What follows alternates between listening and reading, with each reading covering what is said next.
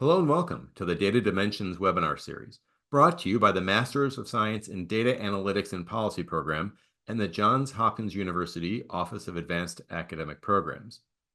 Today's event features a discussion with Doug Rice on using large language models to understand courts as policymakers. My name is Peter Huggins and I'm the event producer. Please note, today's event will be recorded and uploaded to the AAP YouTube channel under the Data Dimensions playlist.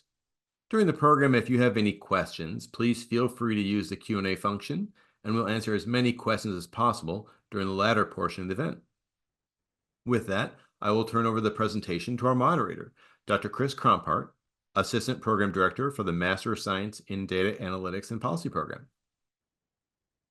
Thank you very much, Peter. As he mentioned, my name is Chris Kromphardt. I'm the Assistant Program Director in Data Analytics and Policy. I'm joined by my colleague, Colin Pascal, the Program Director in DAP. So I'm going to give just a brief introduction, and then I'm going to go ahead and turn it over to our guest. But today we are joined by Doug Rice. Doug is the associate professor of political science and legal studies in the Department of Political Science at UMass Amherst. He is also a core faculty member in the Data Analytics and Computational Social program and a faculty affiliate of the Computational Social Science Institute. On a more personal scale, Doug, I also consider Doug a friend. I've known him for about a decade, going back to when I was a graduate student. We share a similar faculty mentor in Chris Zorn. So it's been great keeping track of the really interesting work that Doug has been doing in law and courts, as well as in LLMs. So the topic of his talk today is using large language models to understand courts as policymakers. Be an interesting debate about which of those topics is more timely and controversial. Yeah, I'm going to go ahead and turn it over to Doug. So the floor is yours. Thanks, Chris, and thanks, Peter. Really excited to have the opportunity to join you all, and honored to get this chance to talk to folks at Johns Hopkins. As Chris was just saying, we share a mentor, and so my dissertation advisor is actually a co-author on a small paper that this is based on, that today's talk is based on, that went out to the American Political Science Association's Law and Courts section, basically imploring law and courts researchers to maybe think a little bit more about ways they can try and incorporate large language models and methods for computational text analysis into our ways of researching courts. My research more generally uses tools from computational social science or data science to better understand the role of law and courts in the American policymaking process, trying to figure out ways to really tease in on the components of those decisions that all the text that's being generated that are most interesting from the perspective of understanding how courts are influencing American politics. And so a lot of this is really thinking about, for those of us that are studying law, not on the books, but really the way law actually operates in the real world, figuring out better ways to measure that. And so this is a call in large part for folks to do that. And I'm excited to talk then to this audience, because I think it's a great one to really issue that call towards. In doing so, though, I want to take maybe a step back and think a little bit about, like, what is why care about text so much with in law and courts research? And so law and courts research, and this is one of the reasons I started this work as a grad student 10 or so years ago now. Law and courts research really benefits from the fact that we generate these large and text-rich legal data sets. We have an enormous amount of text. None of us can really get through reading all of the text that we might be interested in getting through. And so we're a field that really centrally is trying to figure out ways to understand from huge corpora concepts that are centrally important to us. Associated, so this is happening within the world of law and courts research. But then, of course, there's been this related rapid growth of text as data and NLP. And I'll give a little brief overview of some of that rapid growth for folks that aren't as familiar about how it's actually operated. because just from the time that I was a graduate student where we were doing stuff that was really tied to this idea of bag of words models to now, we've seen a massive expansion in the capability. And certainly many of you have experienced that as well when you've either used or seen students or others use ChatGPT or similar tools, or now get your Google summaries when you Google something. The problem between these two is that we have all this rich data and the increasing relevance of the Supreme Court in American politics and courts in American politics. We have all that, but we're lagging behind on the technical where the technical capabilities of a lot of these models are. So I'm going to cover a little bit of the background on like what's happening around LLMs and how these are working, and then where folks have adapted them.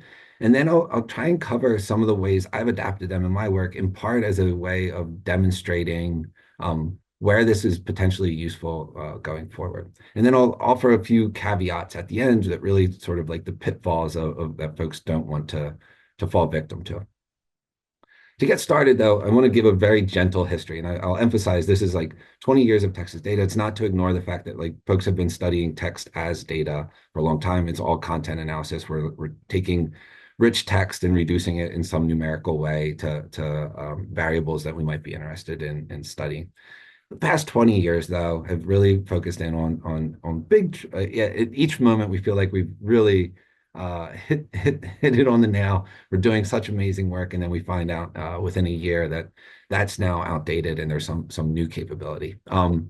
So to give you an idea of where this goes, up to about 10 years ago, 10 to 15 years ago, really the central approach for text as data, or what we're called bag of words model, where we discard the order of words. So you can imagine something with like a document. Here we could think of something like a judicial opinion. We want to study these. They're composed of a set of words.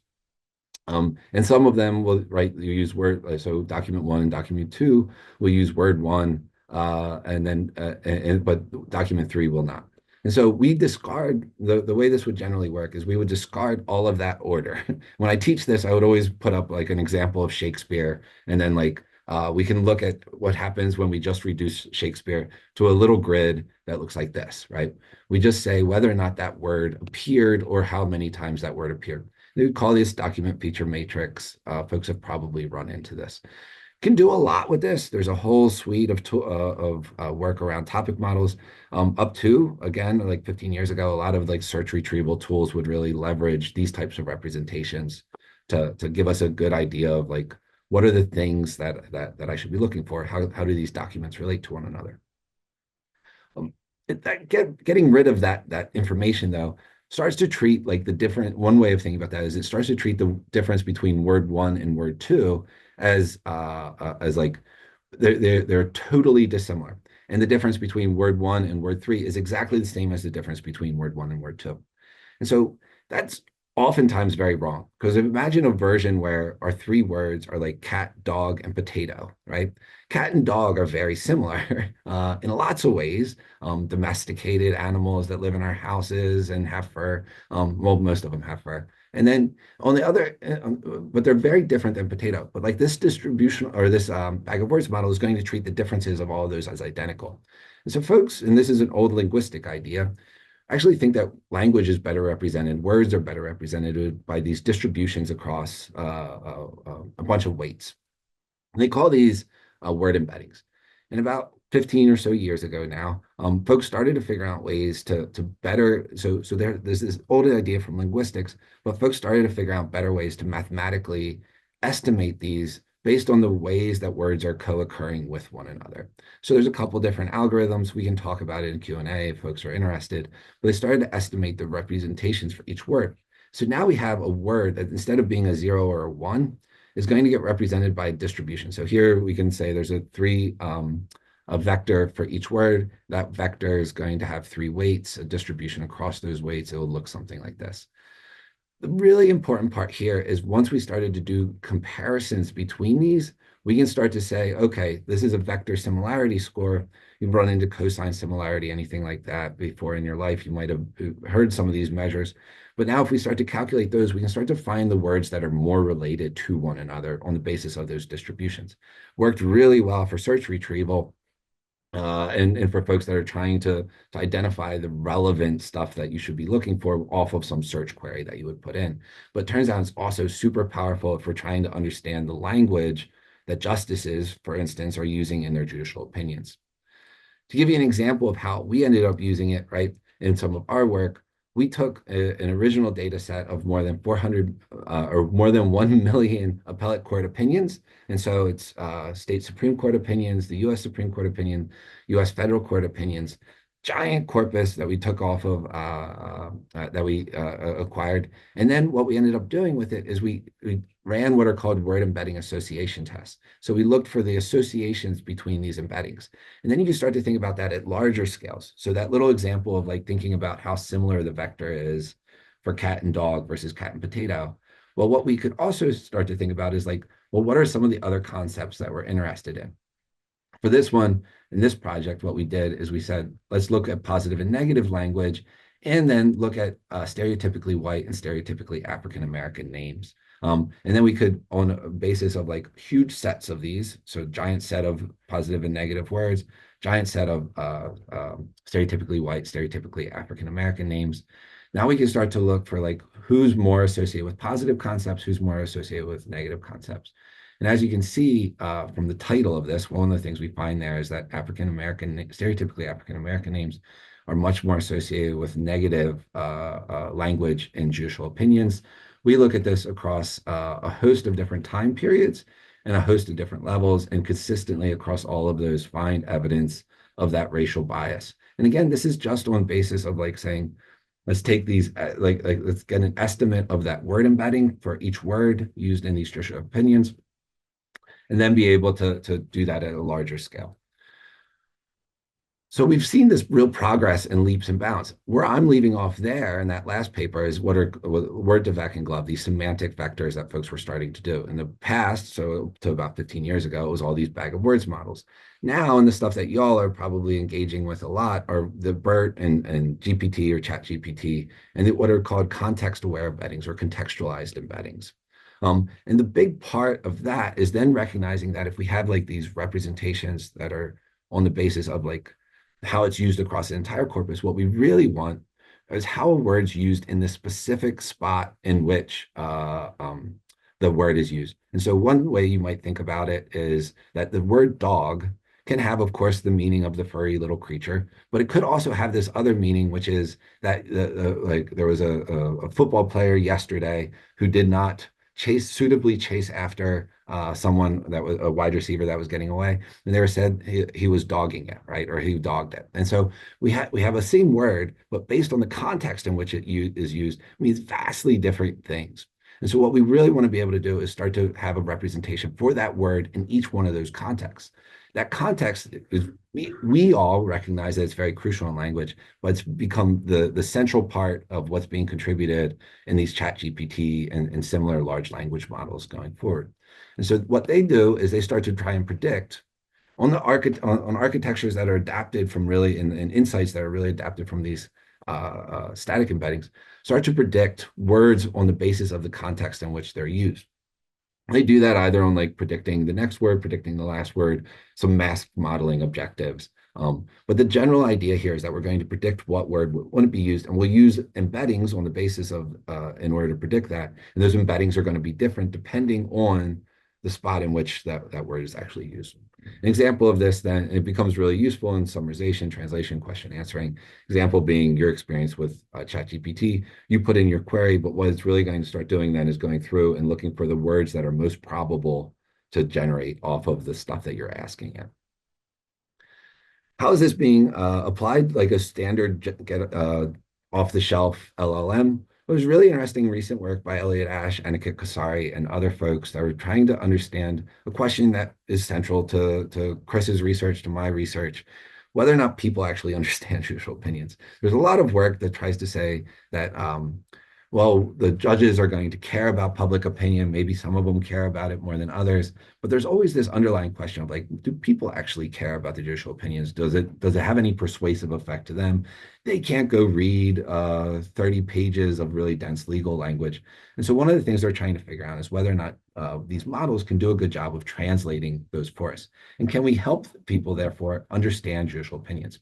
So in their work, what they do is and it's a very straightforward idea, is they like say, let's give ChatGPT a judicial opinion, something like the recent decision related to abortion, Dobbs, and then see if it can summarize the facts, see if it can summarize the reasoning, build a technical summary off of that, and then from that technical summary, build a simple summary. And one of the things they're actually doing, and it's pretty cool, is they're saying like, build it in the style of a Twitter thread, like build it in the style of like a short a paragraph that we might be able to share with folks. And so, what are the different ways that we can try and encourage people to understand a little bit more of what's happening in these cases? And is that going to correspond then to like increased trust in the courts? Encourage folks that are interested to go read this. But this is just this is a really interesting example of folks that are doing one of the things I'm encouraging folks to do in this paper. Chris and I are encouraging folks to do. For-profit companies are doing this, and we were talking a little bit right before we started. For-profit companies are doing this at scale right away, right? The LLMs, they really quickly realize that these large language models can streamline the legal research. You can find relevant precedent, but they can do all sorts of other stuff for you as well. They can simplify your research process using like basically the same thing that you would do with ChatGPT. Don't do it like the lawyers did that got in trouble in New York, but do it in the way where you actually are sort of engaging with a model that is particularly tailored towards the legal system, and then try and find but you can ask a question about like, I'm trying to research this. And so your research process gets much easier. There's lots of tools that are now popping up. Two of the big ones that are out there right now, Lexis. Many of you, I'm sure, are working with Lexis at different points for your research. Lexis has developed their own Lexis Plus AI legal research tool. And then there's another company called Case Text that's running a program called Co-Counsel that basically is like your assistant for combing through huge amounts of documents, doing all the document review, generating new motions, generating new documents, generating emails and different forms of correspondence. On the basis of this, generating timelines, looking for inconsistencies, all sorts of stuff. So for-profit companies, all on top of it, these are just a couple of them. They're all over it. There's also been some work that's tried to really say, okay, can we just take some of these models and adapt them for specifically legal work? And so folks have done what's called fine tuning, which is basically you take one of these, adapt it towards like update the training. So you don't have to start from scratch, but update the training in your space. So there's legal burst based off some work by Chalkitis and others. And then there's one more recent called Sol M, which is based on the Mistral 7 billion token. So a big way these get evaluated is like how many tokens you have. But this is a giant one. And so some recent work trying to adapt this and then saying, folks, go use these tools, which is, for my view, very helpful because now we've got ones that are adapted on the basis of giant legal corpora to legal language. They're also doing this internationally. So Rubert is one that's for Russian language, Jurabert is for French language law, and Law GPT is for Chinese language law. So there's different ways that we're seeing this get adapted internationally. Rubert is one that we'll come back to because it's actually, we adapted it in some of our research. Across all this, though, there's not really, save for the ASH work, there's not been a ton of adoption of this for long courts research. And so really what this is a call to sort of think about the ways in which we could do this. And to demonstrate that, I'll talk really briefly about a few of the projects that we've taken up to try and do some of this work. So Supreme Court's in the news all the time. Here's one example of that work. I'm presenting a paper based on this project with Professor Zorn at USC in about 3 weeks. But what we were really interested in is this question that you can see from an Atlantic article. The Supreme Court does not seem to be getting along. So how can we understand that? One bit of this, and an important one, is that this disagreement is obviously central to the law. Like this isn't like our system is based on disagreement. And so how does disagreement manifest then on the US Supreme Court? Like, in one hand, we want to see disagreement. That is the thing that we're supposed to see. But what we shouldn't see is, like, there's versions of this, and we talked about in the paper. Some of it's going to indicate that you're just disagreeing and we're not so worried about. Other versions of it, like the Maisie article here is pointing to, are indicative of dysfunction. So we set up a large language model pipeline. What that does is it goes through a judicial opinion, looks for disagreements at the sentence level. So are you expressing disagreement with another opinion of the court, another justice on the court, prior opinion of the court? And then for just those passages, we want to classify the sentiment. And so if those are getting more negative when you're expressing disagreement, then we think that that's more indicative of like the breakdown in the functionality of the court itself. Another spot that we're adapting some of this work is in media, in the way that media is framing rights. So in co-authored work with my colleagues here at UMass, Paul Collins and Jesse Rhodes, we're looking at the coverage of law and legality in LGBTQ plus media. And one of the reasons we got really interested in that is because for folks that have followed, you can see a story here about the ways in which mainstream text covers things differently than media that's serving marginalized communities. And so off of that, we published some recent papers looking just at the media, LGBTQ plus media, so art magazines like The Advocate. But one of the things we wanted to jump on then is like, how does this differ from what's actually happening in mainstream media?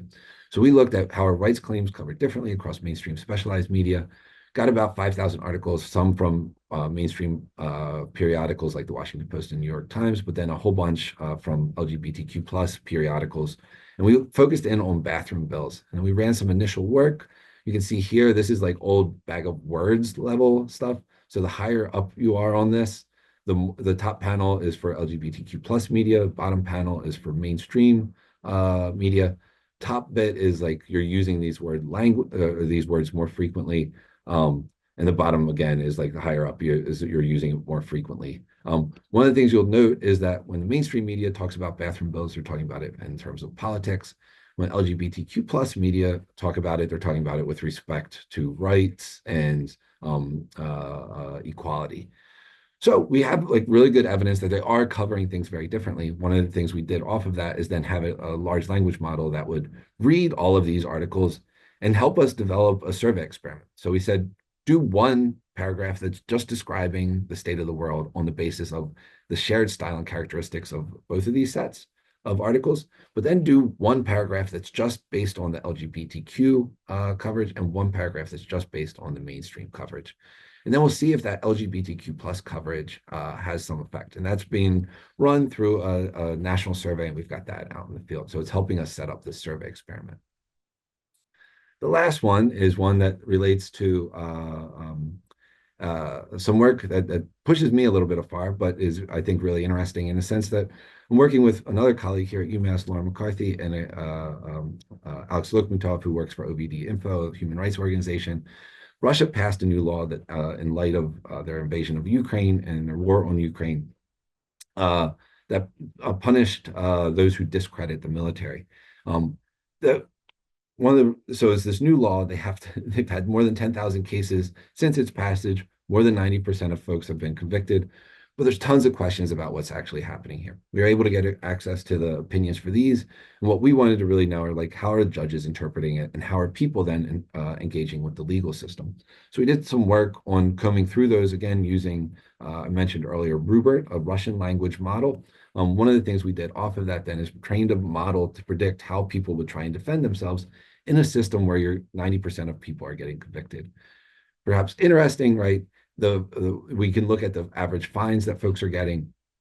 We can see that if you admit guilt, you get a lower fine. Maybe that makes sense. If you claim rights, though, in this, then we saw that you could get a higher fine. If the state is repressing effectively, what we would also expect is that people would be more likely to admit guilt over time, recognizing some of this dynamic. And we do indeed find that more and more people are admitting guilt over time, and fewer people are claiming rights in these cases. So in recognizing I'm going a little bit longer than I was hoping to go, I'll get to what is the next steps in this. Really importantly, like, one of the reasons I highlight these different projects, very different ways that we're sort of engaging with LLMs. LLMs can and this is one of the first things I tend to talk to people about. They can really replace the human coders, the things that we're spending tons and tons of money on. Doing a bit of this work yourself can help you see how they can help you to extract information. So, like in the version I talked about earlier, where we're identifying particular passages and then being able to operate just on those passages and then be able to study just those passages. And then you can summarize that information as well, right? You can in the Ash et al. Article, you can see an example of how they're able to summarize, create these new summaries. You can generate new data materials. You can see an example of this, where we're generating a survey experiment on the basis of, like, it's not me trying to mimic what I think of as the different styles, but rather we're going to pick up and generate something that's systematic on the basis of the LLM. And then one of the other things that's really interesting has been the efforts now, and I think the next step in a lot of this work is better efforts at integrating text and other mediums, and so audio and visual mediums for deeper and multimodal analysis. There's been some interesting recent work on trying to do that to understand the effectiveness of oral arguments and different ways that the text and the audio, or if you can do it at a lower level of the federal courts, the visuals as well, because some of those videos are actually recorded. Now we can start to see a little bit more of how those things can all come together to give us evidence of bias, for instance. All of this isn't to say that LLMs are without risks. There's tons of data biases. I teach a course on machine bias in the law. We spent the semester going through all of the different spots where we see this pop up. There's a reporting bias in the sense that, like, lots of the stuff that we might want to trade our data on is an inaccurate representation of the actual world and reflects many of the, well, is an accurate representation of the world, but reflects that world's biases. And so we need to keep that in mind. Our samples that we're building from are often tainted with some form of selection bias that often is related to different elements of race, gender, or political bias. And then there's a habit for attribution bias, which is to say that how it fits with our worldview, and therefore we sort of view the results as appropriate, even though and then the model itself might propagate that same bias as it goes through. So we have to worry about all those biases. There's a lot of work to try and dig into those and think about how they might manifest in ways you can try and address it. As folks probably know, there's minor differences in prompts can lead to major differences. And so those minor differences require that you really are careful and document the prompt engineering that you're going into. In law, one of the things that we particularly have to worry about are hallucinations. And so what do we mean here? The models will make up cases, right? They'll make up some version of case law. And so this was especially problematic early on as folks were trying to adopt these. I think some of those scare stories scared some folks off from taking advantage. Certainly, it's still a problem. And there's recent work by Mike Alvarez and some fellow students thinking about how to work through some of this, or Matthew Dahl, that was the one I'm thinking about there. And then lastly, for social scientists that are interested in this and others, we care so much about reproducibility and replication, and there's poor norms around, this is the one that's around Michael Alvarez, poor norms around what that's going to look like. Our institutions still haven't totally dealt with. What does it mean to try and replicate something that's operating through an LLM that potentially needs to be accessed and that has these probabilities and different settings that are going to create new challenges? I personally can say that one of the other things that becomes really problematic here is the extent to which we have huge data sets that we're trying to work with, and oftentimes journals are underfunded to try and replicate just on that basis. So there are risks related to that as well that folks should be aware of, and I'm happy to talk about. Lastly, data privacy ends up being an important one here for us. We need to think about the stuff that you're uploading, whether or not there's private data that needs to be protected. Key takeaways, though, from my perspective, really, this is a huge amount of untapped potentials here for research on law courts. Folks are all over trying to do little adaptations of LLMs and then sell those adaptations. And then companies are figuring out ways to take those and monetize them. But for us as researchers, this is really a central avenue for sort of development. And it's throughout that pipeline, right? There's all sorts of different stages at which this could be useful and that we could be better engaging. There's some dangers. I want to make sure that I'm highlighting those and keeping that in mind. And I'm happy to talk about that or other ways that I see this going forward. I did set up, and I can share this with Chris, Colin, and Peter. There's the tutorial that was associated with this initially set up on Google Colab, which for folks that aren't familiar, you can hop in and do a little bit of playing around and share these slides. Folks are welcome to visit and play around a little bit with that. With that said, again, I want to thank everyone for the opportunity to talk to you all today about LLMs and the legal system and their use in the legal system, and particularly for legal research. Thanks, y'all. All right, thanks so much, Doug. I appreciate the way that you communicate the subject. I mean, this is such a technically sophisticated subject, but I think that you communicate both the interesting research aspects of it, but then also the real world implications. I think you do a great job with it, and you're also just like an exemplar of the sort of research that you're describing. So I really applaud that. I would like to open up to our audience if you have questions and you want to submit those for the Q&A. I'll get the ball rolling, though, with a question.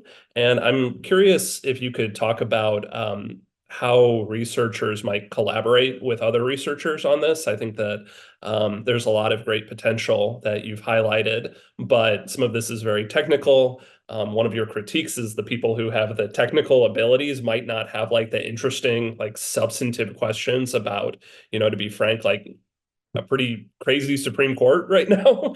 And so I was wondering if you could maybe talk from your own experience, like how those collaborations tend to happen between people with more substantive expertise in law and courts and then people with more of the technical expertise. Yeah, absolutely. It's a really great question. So I can offer some examples of how it's happened for myself because I've had as someone who sort of sits at the intersection. So I was fortunate that I started doing a bunch of work on Texas data and been able to keep my level of technical expertise like high relative to political science generally. But then when I work with a computer science, I'm like very ashamed of my technical skills. And so, but I can go over there and I can talk a little bit. And so one of the things that I would say is like I've been approached by political scientists, and then and so folks have said, hey, I have this idea. Like that's a large part of how the project on Russia started, was us saying, Lauren basically was like, I'm not going to be able to do as much work in Russia anymore. And so I'm thinking about how I can continue to do some of the work that I'd like to do. Here's all these judicial opinions. What do you think we can do with them? Because I know you do a bunch of work with text. And so that one thing is like, if you're a researcher that really does not have, or if you're someone that doesn't feel like you have the technical capabilities, absolutely like talk to folks that you think have those technical capabilities. I've had it happen to me. The other side is I've had folks from computer science that have reached out to me in the other direction because they've said, got this idea. I need so a project that we worked on related to Supreme Court oral arguments went this way because one of the things was and I had attended a lot of these like interdisciplinary events through computational social science, very much stuff like this, where let's get together and talk about the problems that you're thinking about, the work that you're thinking about. And so attending those is really central because it helped sort of foster then that conversation of, I'm thinking about this one particular causal inference challenge, causal inference being really big now for in computer science. I'm thinking about this particular causal inference challenge. Is there a setting within the law and courts world where I can find some data? Because that's really one of the major things that computer scientists are wrestling with, which is the opposite of what we're trying to figure out. Like, what are the methodological tools that we can bring to bear on this thing, to this really tough substantive question? They're on the other side. They have substantive or the methodological tools, and they're looking for some applied setting where they can really sort of test this thing out and demonstrate it.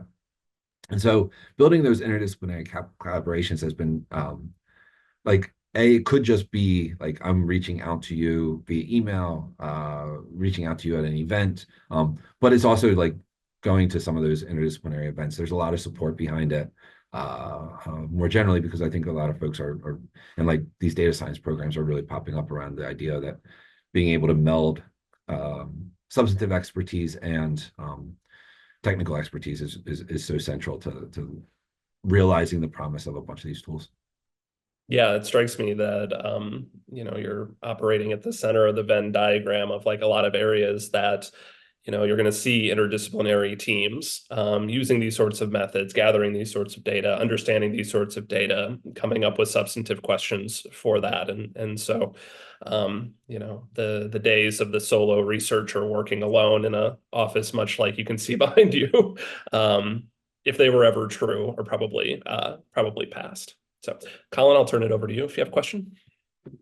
Yeah, thank you, Doug, for a really interesting talk and a really fascinating application of emerging data science tools to a very important political institution.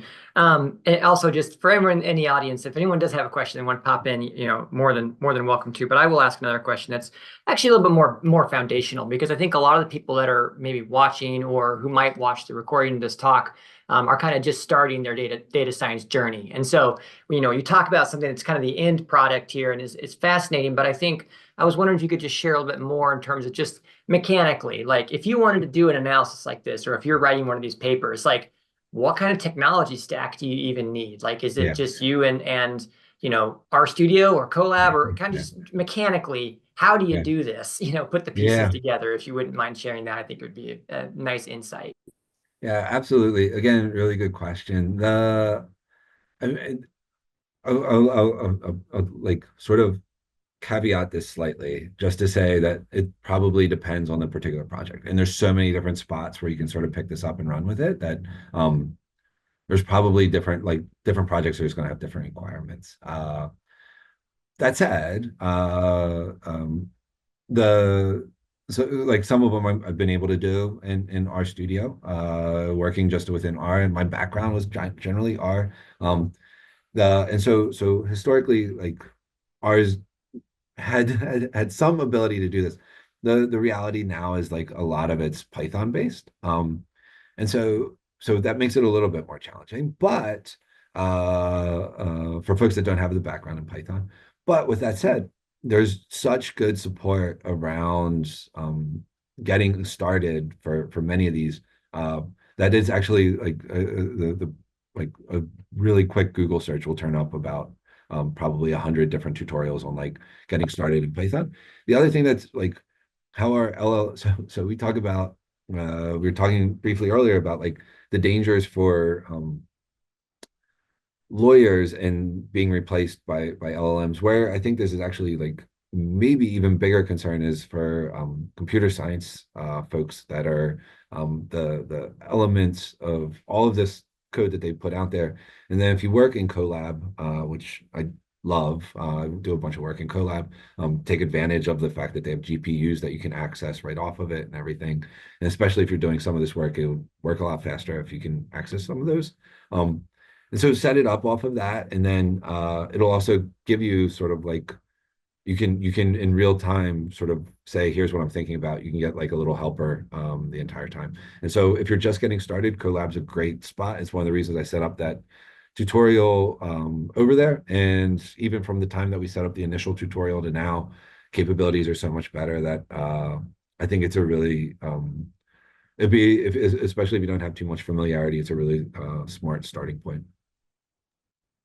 We have some really good questions in the Q&A. So, Doug, I'm going to go ahead and read you the first one. Yeah. So this comes from Peter.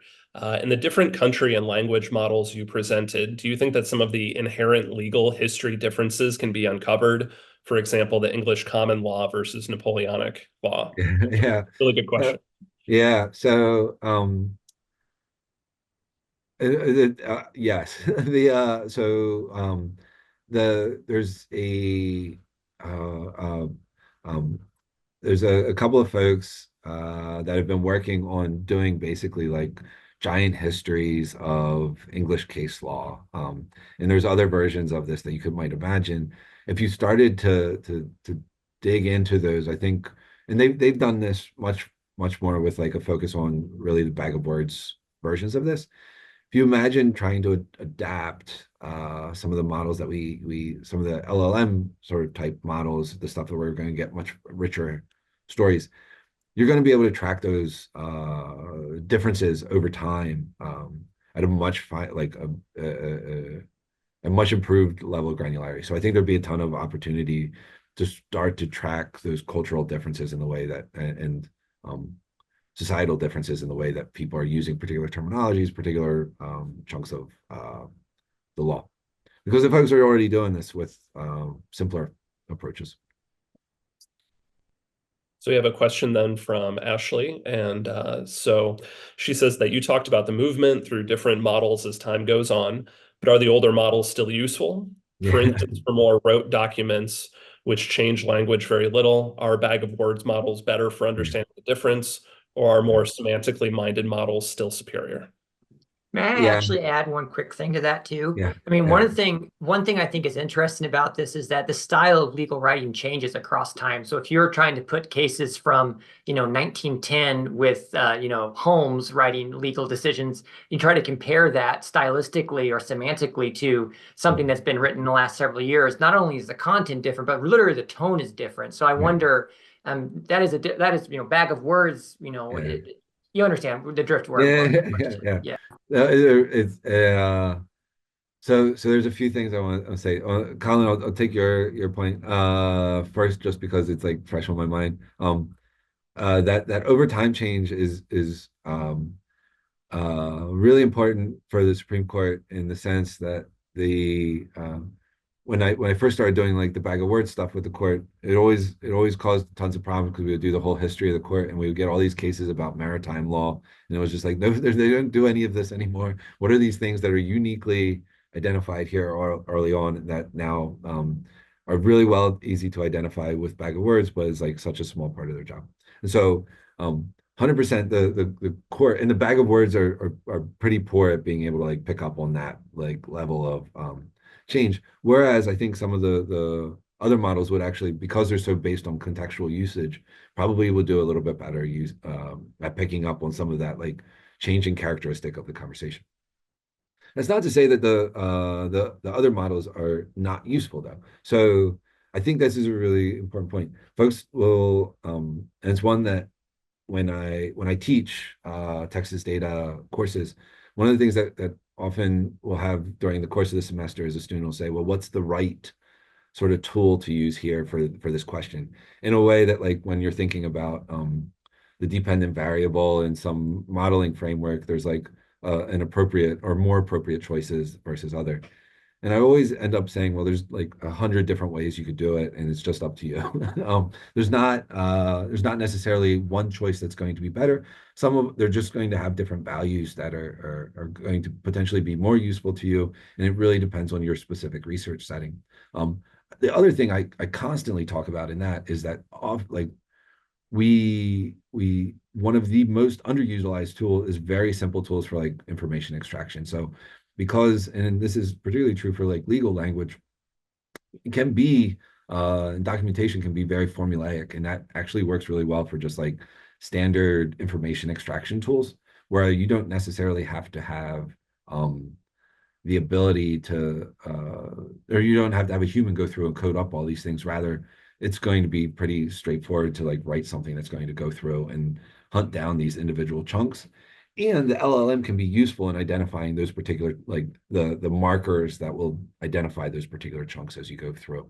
And so LLMs become useful in a different way there, versus like trying to understand some deeper content. So I 100% should not say that this means that all those other things are obsolete now. Projects where they might be totally useful. The topic models that were some of my initial forays into this work, one of the ways that folks have adapted LLMs there is actually to deal with so we can sort all the documents into these clusters, and then we'll use the LLM to actually tell us what those clusters are. All right, so Peter just added another question in the Q&A.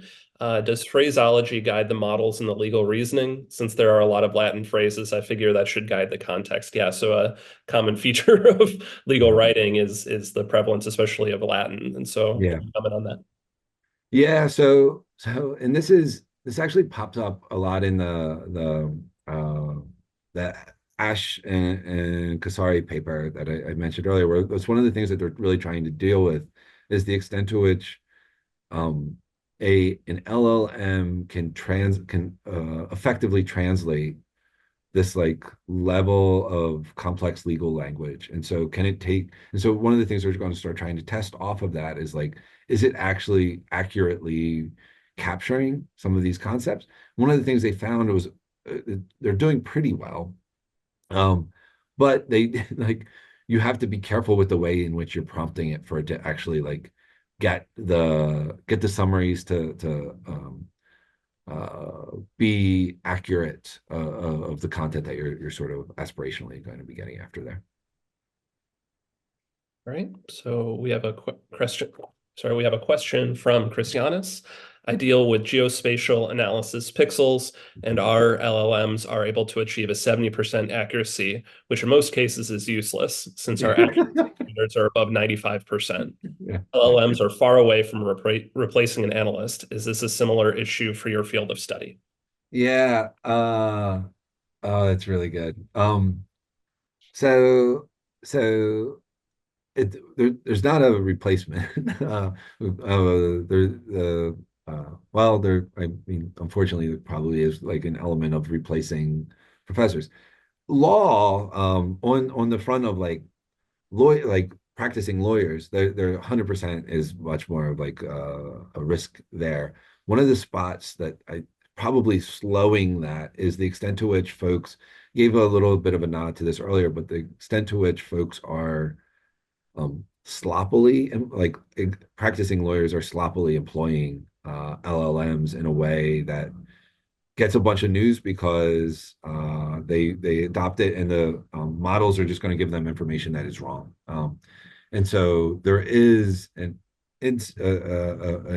issue with some of these things just coming up with wrong answers.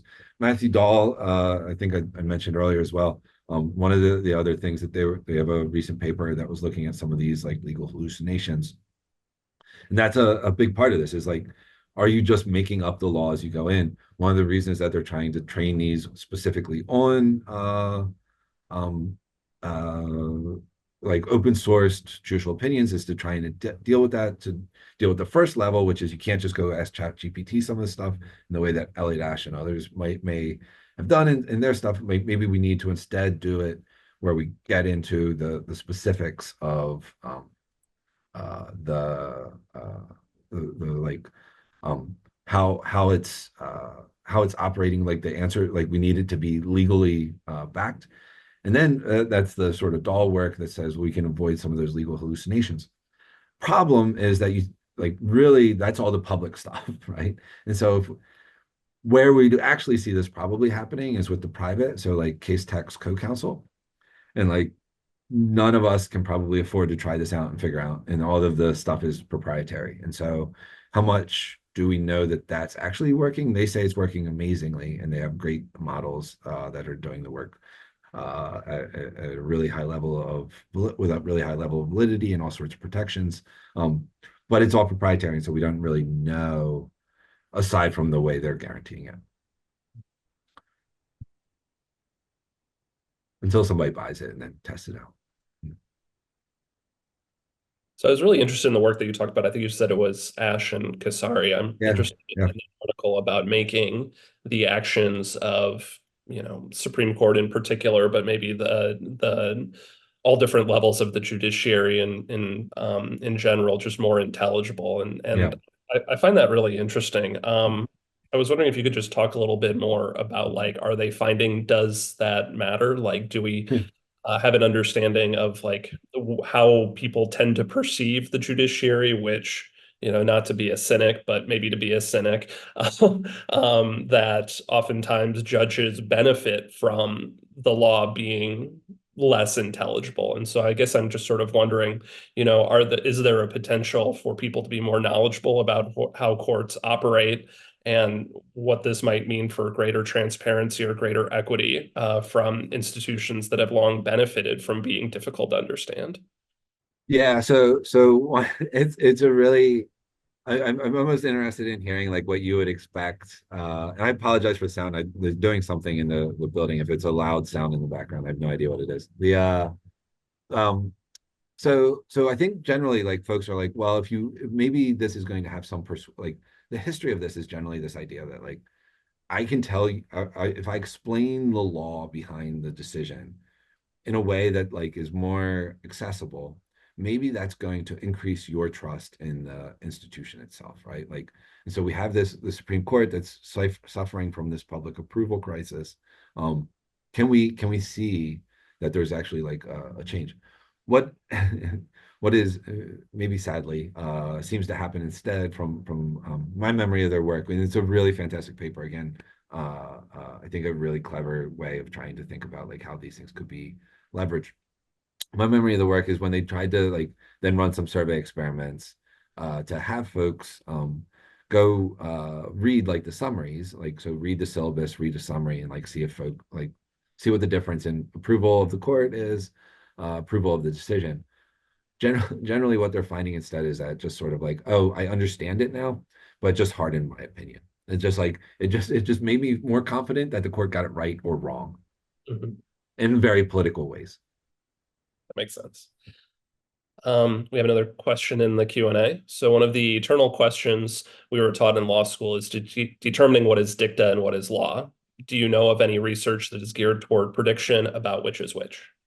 Yeah, so there's I'm forgetting the name of the paper, but there's work that's trying to do exactly this. So it's like, can we automatically extract the rules from the text? Maybe it was Kevin Cope that's doing some of this. Can we automatically extract the like the relevant chunks of like the rule that's coming out of this versus the stuff that's just dicta? So there's work that's going on. Unfortunately, the name I think maybe it was Kevin Cope that was doing some of it, but I might have that wrong. But yeah, it's like it's for me as well, where it's okay, I want to think about how these decisions matter for other institutions. I think you're spot on where it's like that's going to be really spot like important for us in understanding the role of the court and like the impact of the court decision. We can identify the specific rules that are supposed to be coming out of each one. So we have another question in the Q&A. I'm not sure that I quite understand it, but it seems like that it might be a hypothetical that Okay. if we see lawyers using LLMs, like both sides using the LLMs. So since a lot of court arguments depend on presentation, do you think that we might ever see two LLMs arguing against one another to see who can cite the more quote unquote precise or situationally relevant case law? Yeah, that's a really interesting question. I mean, what I don't know. What I'm picturing though, like when folks have had the little like two Alexas arguing back or talking back and forth. The my general sense is what we're very likely to see though is um a human like the humans that are arguing, but they're going to be informed much more by like uh real-time sort of LLM processing of arguments, right? And so I can get updates on things while we're having like ahead of time. I'm going to have a bunch of information that's built off of the artificial intelligence or like the LLMs that are sort of processing some of this. Um, but I'm also going to be able to sort of process this in real time or close to real time and sort of say like, and so I become I'm important as someone that's taking part in the pot. There's a human in the loop, as we often say. But there's going to be a lot more of like the behavior and the arguments itself that are actually motivated by stuff that's happening um, through artificial intelligence. Because again, if we go to some of the stuff we thought about earlier, um, it's a way of making the job of the lawyer much more efficient. And so you can process a whole lot more. And then I'm getting a whole bunch of information. Like normally I'd be researching this and trying to call back on it. But if I have something that's some sort of agent that's able to help me do that really fast, then I can leverage that towards the argument that I'm making. Yeah, so I have a related question then. So I think you make a really good case for talking about like the law is an area where LLMs can shine a lot of light. But I Yeah. was wondering if you could talk a little bit about, are there elements of the law that you don't think are reducible to text or might be Yeah. unintelligible to Yeah. LLMs? Yeah. So this is uh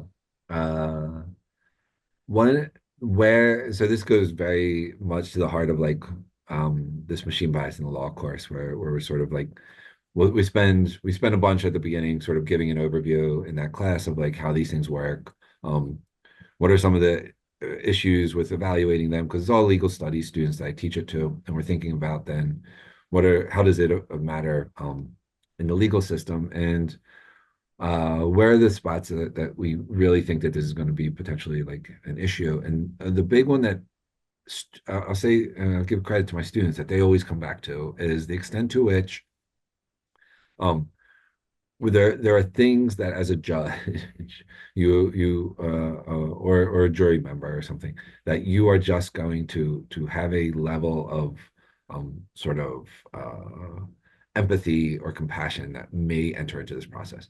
Now that oftentimes the artificial intelligence tool is sort of, and especially with respect to bias, is advertised on the basis of the fact that it's like this is going to cut down on a bunch of different ways in which we think that humans' implicit biases might operate, and we think that that's problematic.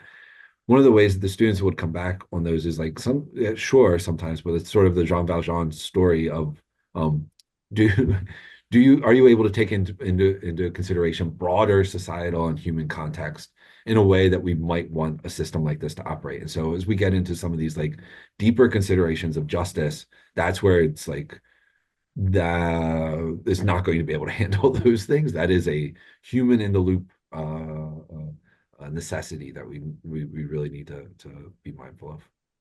Absolutely. So I think we have time for maybe just one more quick question that showed up in the chat. So do you think that the ethical implications will keep up with the technology? I'm thinking of LLMs analyzing how a certain judge in a certain area will view certain evidence or certain arguments, and then a lawyer using that information to argue a case. Yeah. So the ability to so no. Unfortunately, like there's been much more interest in trying to think about the governance of artificial intelligence in the last 3 years. The just to be perfectly blunt, probably the shift in the expected shifts with the next presidential administration probably mean that the efforts at like um, regulation are going to be relatively sparse, and so and governance is going to be relatively sparse. And so if we expect there's the to think of it as like a thumb, you have one side where there's probably been a little bit more interest lately on like how can we put our thumb on the scale of governance and more controlled growth, whereas the other version of it is we really want to encourage innovation, which means that we want to take the thumb off of that regulation, and we're willing to accept a little bit more of risk related to like some of these ethical concerns. And so do we think that like in the short term, sort of next 4 years, there's going to be there's possibility that like organizations, bar associations or others might try to take the lead on some of these things. There's been efforts to do some of that by some bar associations, but there's like a big player in this space is sort of going to be dropping out a bit, probably. And if that's the case, then probably see less regulation and less of keeping up with the ethical concerns that might be popping up there. I think I'd agree with that perception. There's a lot of things happen simultaneously here, and elections have consequences. So, Yeah, kind of a interesting thing to keep an eye on. yeah, So that about wraps up our time. So, thank you to everyone for joining us, and of course, thank you to you, Doug, for your time and for sharing your expertise. It's a really great conversation. So, yeah, I think we'll go ahead and wrap it up there. So, yeah. thank you, everyone. Thank you all. This was great. Thank you, Doug. Thanks.